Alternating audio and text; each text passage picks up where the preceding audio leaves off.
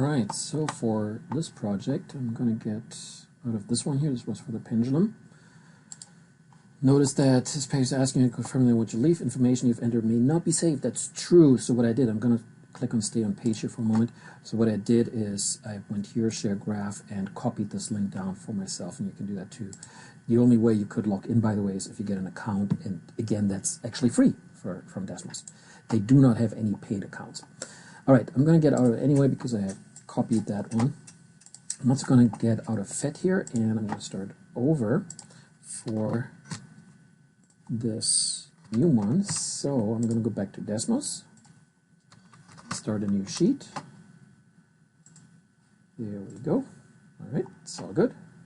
And I'm going to go back to FET, PHET, and let's see. Go to all sims, and I'm looking for projectile motion at 110 results. It's not this one here, by the way. Oh, and it's not the second one either. It's neither one of the first, but I am looking for projectile motion. So here we go. I just hit Control F for finding this, and so there's one. There's the other one that I don't want. I want this one here. Yes, projectile motion. There it is. Maybe there's a fourth one. No, that was the one.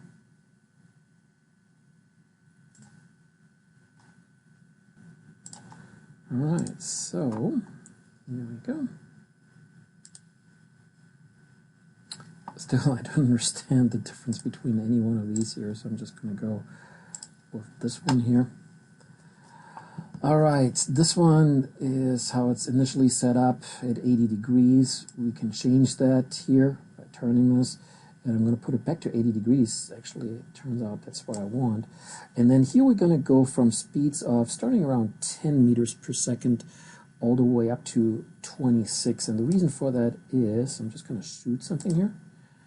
The reason is, not only does it go up very high, but it goes to the, I think at 28 it would actually go beyond it perhaps. So that's why I think I want to stop at 26 for the data. I do not know what this Greek figure means here. I've used this applet for years. I do not know what it means. I'm going to reset this one, erase this one here. I don't necessarily have to erase it, but reset it. There we go. I'm going to use this one here to measure the distance. I'm not going to change any one of these here for now. I don't need these here, so pretty much everything stays the same. There is no air resistance. Notice that gravity is 9.81. Sure, let's change it to Alaska, 9.82. And I'm going to start at 10. The independent variable that we put in will be the initial speed, so v for velocity in meters per second, 10 meters per second in this case. And then the dependent variable is the distance. So for example, here it is, not much. There we go. And after the fact, I put the target there, 3.6 meters. So that would be the distance here, d for distance in meters. And that's what I'm going to put in Desmos. So I'll start out here with the table. There we go. And my first one is, again, independent variable is 10 meters per second. And then this one here is going to be 3.6. And at this point here, I have my next one, by the way, will be 12. And then I'm going to go up to 14. And notice when I hit enter now, it already populates the next ones. I just have to be a little bit careful here. As I said, Desmos is very user-friendly, but if you screw up just a tiny bit there on the table, well, it's not going to look as nice, but you'll see.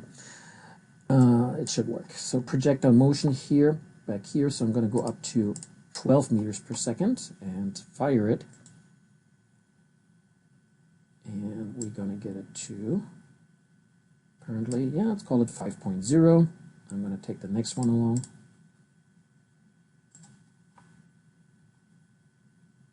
And then I'm going to shift this one over here, take the next one along, 6.8. So 5.0 and 6.8, 5.0, 6.8. I'm going to click at that little plus sign and here the data. I'm going to move it over a little bit and zoom out. There we go. That looks kind of pretty. I'm going to do some cosmetics here that I forgot before. So I click on this tool here. And I'm going to get this little menu here, and what I want to put in here is label the x-axis. Well, as I said, the independent variable is initial speed, which is velocity in meters per second. So brackets meters per second. Just going to make it look a little nicer. You see that already popping up on the lower right here. And then for the y, that would be the distance, brackets in meters, and you see that on the upper left popping up. That's all just, make it look a little nicer here what the y and the x-axis are. Then I'm going to put in the regression curve, and we're going to go with y1 is proportional to m times x1 plus b. So here's our line. That doesn't look too bad. We can already guess that it's probably not a line. It's probably something with an exponent. So I click back in here. I use the caret, and I'm going to put an n there, just as I did before. Notice that now our regression coefficient is actually exactly 1, 1.0. I'm going to do a little bit more here. I'm going to click on this one, hold it down, go over to green, so we have it all in green. I'm going to click on this one here, green, and open circle, I guess, and make the circle a little bigger. There we go. That looks nice. All right, and then I want you to populate the others here. So 16, 18, 20, and so on. All right? That's the first part that I ask you to do. The second part is the following. Go back to projectile motion. And so after you're done shooting all the way up to 26 meters per second and whatever distance you measure, you start over. I'm going to use the reset button. Keep the cannon at 80 degrees. So it's going to go high, but at least it still stays on the screen. Turn on the air resistance. And take the first shot, again at 10 meters per second. There we go. Okay, due to air resistance, that should be a little bit different. 3.5, I believe it is, so it's a little bit short of what we had earlier. And now go over to this menu here, and you choose others here, the tank shell. There we go. And don't change anything of the mass and diameter. Oh, I wanted to use gravity, right? Gravity 9.82. All right, I'll start over again with my cannonball. 9.82 for Alaska. There we go. That's still 3.5. All right, now I'm going to change the tank shell and this one here to 12 meters per second. And we still have the air resistance on. And so here I'm going to get, there it is, 4.9. So 3.5, 4.9. And then I'm going to go over to the golf ball. And notice the others are going to get kind of interesting, right? There's going to be a pumpkin, a human. By the way, don't worry about the human. He ends up just fine. But the piano, not so much. And the car, not so much either when you use them. So I'm going to do a golf ball next. And I'm going to go over to 14. And fire. And there we go. So these are the first 3 data points. You're probably going to get the same ones. So I'm going to start a new table here. So again, 10, 12, and then if I keep hitting enter after this one all the way to 26, and then how much was it again? 3.5, 4.9, and 6.4, is that what it was? And then I want to change the color here. So, for example, orange, there we go. I'm going to change it to crosses. Whoa, did I change it to crosses? Try it again, cross, and make these bigger. There we go. And let me just check 6.4 to 4.9 and so on. Yeah, that was right. Okay, let me see. You're going to have 8, 9 data points, 3, 6, 9. Yeah, 9 different objects here. And I'm going to turn these off here for now. So I can look at my new data, put in the new equation.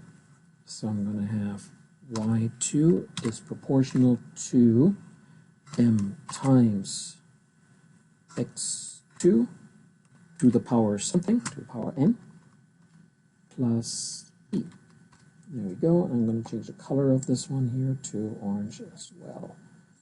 There we go. So that would be the second set of data points that you get. What you kind of expect on the first one, on this one here, when you continue, is that you're going to get really perfect data on the green one. It continues on, I guess, to 26. Let me zoom out a little bit. Yeah, this is where we have about 26 here, I guess. you will see you get pretty perfect data, while on the other one, with the air resistance turned on and using different objects, you will see that they're somewhat scattered. But other than that, it's the same instructions as in the previous projects for the pendulum.